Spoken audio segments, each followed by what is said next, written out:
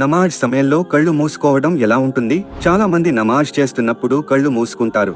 కొంతమంది సద్దా చేస్తున్నప్పుడు కూడా కళ్ళు మూసుకుంటారు. వారు అంటారు, ఇలా చేస్తే మనసు కేంద్రీకృతమవుతుంది, శాంతి లభిస్తుంది అని.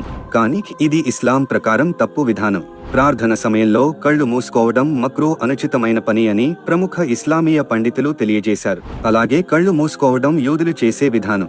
ఇబ్ను ఖయ్యిం, షైఖ్ ఇబ్ను బాజ్, షైఖ్ ఇబ్ను ఉతైమీన్ వంటి ప్రముఖ ఇస్లామీయ పండితులు తెలియజేశారు.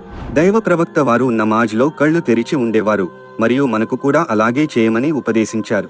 ఎందుకంటే ప్రార్థనలో మనం అల్లాహ్ ముందు నిలబడి ఉంటాము. షైఖ్ ఇబ్ను బాజ్ వారు ఇలా తెలియజేశారు, ప్రార్థనలో కళ్ళు మూసుకోవడం మక్రూ. కానీ ఎవరైనా చుట్టూ గల వస్తువులు మన దృష్టిని చెదరగొడుతున్నాయంటే, ఉదాహరణకు ప్రకాశవంతమైన లైట్లు, దృష్టి మరల్చే వస్తువులు వంటివి, కేవలం ఆ సందర్భంలో మాత్రమే కొద్దిసేపు కళ్ళు మూసుకోవచ్చు.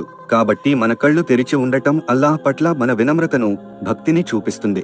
కాబట్టి మీ కళ్ళు తెరిచి ప్రార్థించండి. ఇది దైవ ప్రవక్త యొక్క సున్నతు విధానం.